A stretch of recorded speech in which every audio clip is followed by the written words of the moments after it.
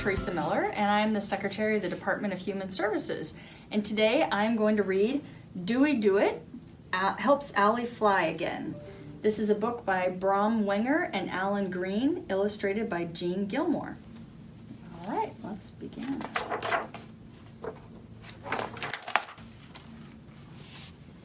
Oh no! Dewey Do It yelled as he watched his brand new kite plunge to the ground for the third time that morning.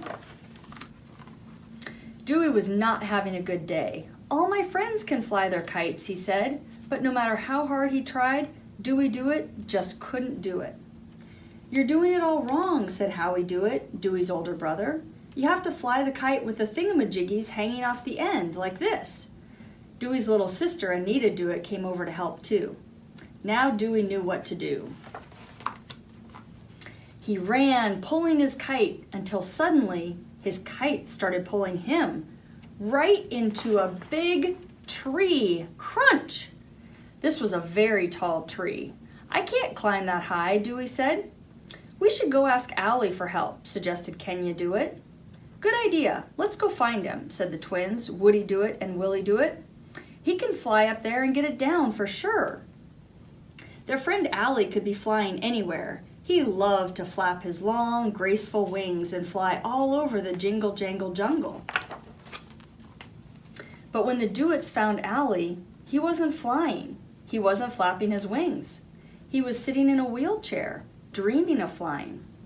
Everyone fell silent. For a moment, the Do-Its just stood there, not knowing what to say. Dewey touched the wheelchair. What happened, Owlie? He asked.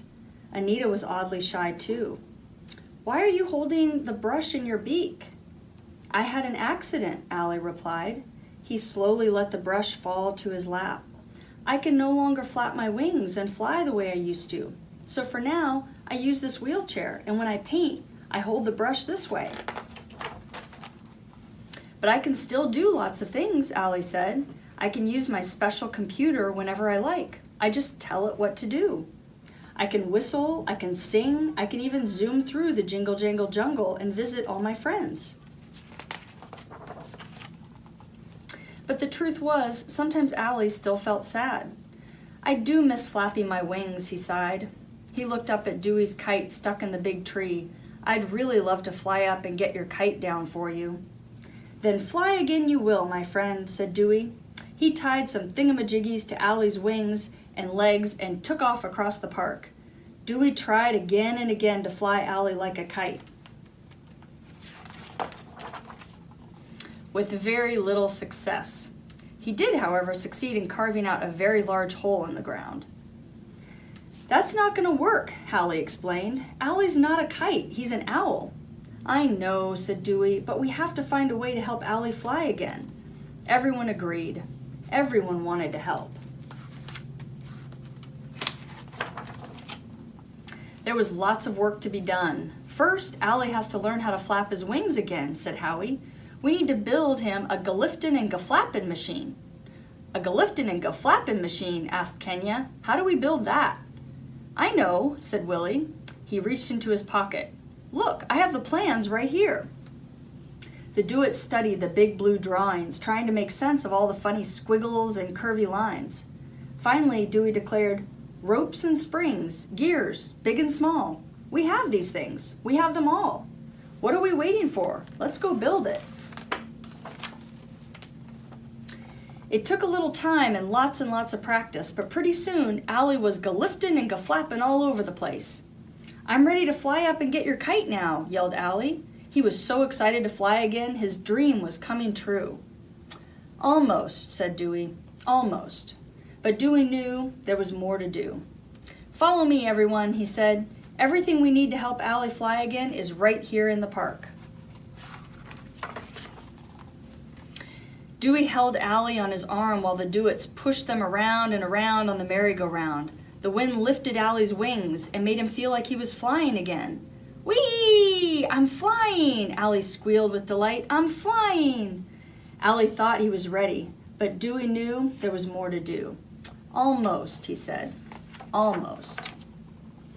Next, the Do-Its made a nice soft pillow in the sandbox so Owlie could learn how to land safely on the ground. "Here I come," yelled Owlie as he sailed through the air. "I'm landing, I'm landing." With each practice landing, Owlie's confidence grew. "Now I know I'm ready to fly up and get Dewey's kite down." Dewey agreed. "And look," he said, "Willie brought along something special to help you fly." Everyone hurried over to the seesaw for the big liftoff. Uh-oh, Owlie was having second thoughts, but it was a little too late for that. Boom! Owlie shot off the seesaw like a little cannonball and flew straight into the sky. "I'm flying!" Owlie yelled. "It's different, but I'm flying!" He flew up, up, up to the big tree and knocked Dewey's kite loose from the high branch. Everyone cheered, "Hooray for Owlie! Hooray!" At last, Dewey could fly his kite in the park with all his friends. He was so happy. But when he saw Owlie flying, he realized there was something much more important than flying his kite. Dewey and Owlie had actually helped each other. Dewey got his kite back, and Owlie, in his own special way, saw his dream come true. "Thank you, Owlie," said a grateful Dewey. "No, thank you," Owlie replied as he soared high in the sky.